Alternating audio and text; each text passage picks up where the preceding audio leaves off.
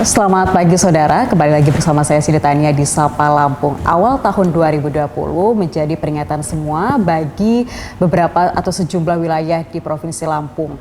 Dan yang paling juga harus disoroti tentunya adalah ibu kota provinsi, yaitu Provinsi Lampung atau Kota Bandar Lampung. Nah, untuk membahas seperti apa nantinya prediksi atau perakiraan cuaca beberapa bulan ke depan ini, saya akan membahasnya bersama dengan Rudi Haryanto, Kepala Seksi Data dan Informasi BMKG Provinsi Lampung. Selamat pagi Pak Rudi. Selamat pagi. Terima kasih telah hadir di Kompas TV hari ini Pak. Tentunya kalau Pak Rudi udah hadir, BMKG udah hadir, nggak jauh-jauh yang akan dibahas adalah terkait dengan cuaca Pak. Apalagi beberapa hari ini di awal tahun tepatnya beberapa daerah di Indonesia seperti Jabodetabek itu juga mengalami curah hujan yang tinggi dan berakibat adanya bencana alam seperti banjir dan juga longsor. Yang perlu kita waspadai juga adalah beberapa provinsi di Indonesia, termasuk salah satunya adalah Provinsi Lampung yang juga memiliki topografi yang memungkinkan terjadinya potensi-potensi akibat atau dampak dari curah hujan atau cuaca ekstrim begitu Pak Rudi. Yeah. Kalau dari analisis BMKG sendiri sejauh ini seperti apa untuk di Provinsi Lampung Pak Rudi? Ya, baiklah. Di Provinsi Lampung sekarang ini kita perakirakan di bulan Januari sampai Februari 2020 ini merupakan puncak musim penghujan di wilayah Provinsi Lampung. Sehingga dengan adanya puncak musim penghujan itu potensi untuk terjadi peningkatan curah hujan itu ada. Didukung sekarang ini kita perakirakan sepekan ke depan sampai tanggal 12 Januari 2020 itu akan ada peningkatan curah hujan yang mana faktor-faktor dari dinamika atmosferanya memang sangat mendukung. Yang pertama seperti aktifnya monsun Asia. Jadi monsun Asia itu angin yang berhembus dari benua Asia menuju benua Australia, memasuki termasuk melewati Indonesia dan juga Provinsi Lampung. Dampaknya apa itu Pak? Jadi dengan ada karakteristik dari monsun Asia ini, itu karakteristiknya dingin, jadi membawa massa udara berpotensi hujan masuk ke wilayah Indonesia, termasuk wilayah Provinsi Lampung. Berarti mempengaruhi intensitas atau curah hujan itu sendiri? Ya, jadi dengan adanya banyaknya massa udara berpotensi hujan yang terbawa oleh monsun Asia tadi, otomatis awan-awan yang ada di daratan wilayah Indonesia termasuk wilayah Provinsi Lampung ya akan bergeser begitu ya? Akan bisa mempengaruhi banyaknya curah hujan yang turun. Yang keduanya, kita pantau memang suhu muka air laut di perairan sekitaran Sumatera, wilayah spesifiknya di daerah mana aja tuh Pak? Perairan di wilayah Sumatera, Samudra Hindia, wilayah perairan Lampung itu menghangat dengan suhu 30 hingga 31 derajat Celcius, yang mana dengan suhu tersebut itu bisa menambah penguapan. Sehingga dengan adanya peningkatan penguapan, terbentuklah awan-awan berpotensi hujan yang bisa tumbuh di wilayah sekitaran Provinsi Lampung. Itulah juga bisa menambah potensi untuk terjadinya banyaknya curah hujan. Terus yang ketiga ada fenomena skala atmosfer, itu ada MJO yang aktif kita perakirakan sampai sepekan ke depan, Madden-Julian Oscillation, yaitu pergerakan lapisan gelombang atmosfer yang membawa massa udara berpotensi hujan dari barat ke timur. Jadi dari wilayah Indonesia bagian barat bergerak pelan-pelan melalui Samudra Hindia menuju ke timur. Itulah yang faktor juga yang mempengaruhi awan-awan berpotensi hujan bisa memasuki wilayah daratan Provinsi Lampung yang juga bisa menambah potensi peningkatan curah hujan. Itulah faktor-faktor yang mengapa saya bilang sampai sepekan ke depan sampai tanggal 12 Januari 2020 ini ada peningkatan curah hujan yang bisa berdampak.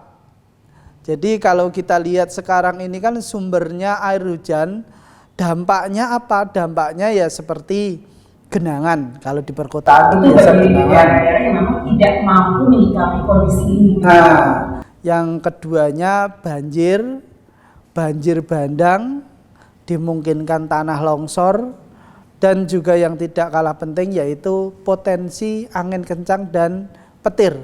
Karena kalau kita lihat awan-awan terbentuk sekarang ini awan-awan cumulonimbus, awan, jadi kalau awan hitam pekat besar, kalau dari pandangan visual mata secara langsung itu kelihatan sangat pendek sekali. Nah itu biasanya ada aliran listrik atau kilat atau petir sebelum terjadi hujan. Kalau kita lihat kan sekarang terjadi sebelum hujan atau pada saat hujan itu suara jedar-jeder itu memang duluan petirnya daripada hujannya. Biasanya diawali, dan juga diawali juga dengan angin yang lumayan kencang, yaitu bisa kita kita hitung sih sampai 40 km per jam. Jadi memang faktor-faktor dampak tadi yang perlu diwaspadai oleh masyarakat di wilayah Provinsi Lampung. Terkait dengan sebaran wilayah yang juga menjadi mungkin titik-titik yang harus juga lebih diwaspadai adalah di daerah-daerah mana saja Pak, khususnya untuk di Bandar Lampung, terus kemudian beberapa kabupaten di Provinsi Lampung, apalagi sebarannya juga cukup luas ini Provinsi Lampung. Iya. Jadi untuk wilayah Provinsi Lampung ini kan wilayahnya sangat luas sekali. Kalau bisa dibilang kalau dari BMKG itu membagi per wilayah-wilayahnya. Jadi tidak serta-merta kabupaten itu. Jadi kalau dengan sekarang kondisi cuaca yang sekarang ini yang perlu diwaspadai kabupaten itu di wilayah Lampung bagian barat. Jadi Lampung bagian barat itu Waikanan, terus Lampung Barat, pesisir barat, Tanggamus. Itu memang wilayah-wilayah yang berpotensi untuk terjadi hujan dengan intensitas sedang hingga lebat.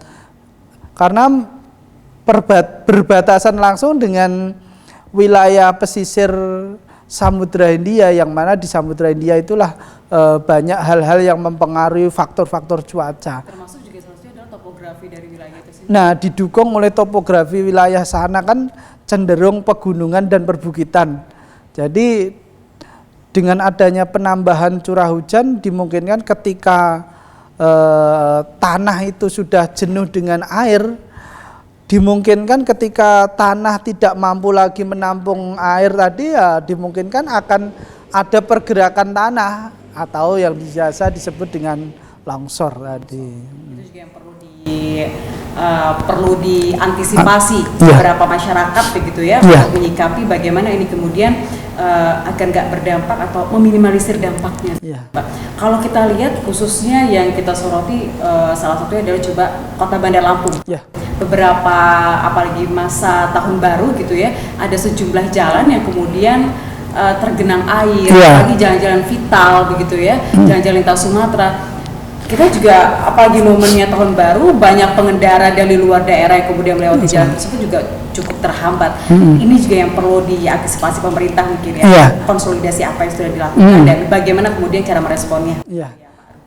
Jadi kalau kita lihat histori yang kemarin di akhir tahun dan awal tahun kemarin, memang sempat kurang lebih tanggal 30-31 itu memang sudah terjadi hujan dengan intensitas sedang hingga lebat dengan durasi yang lumayan panjang.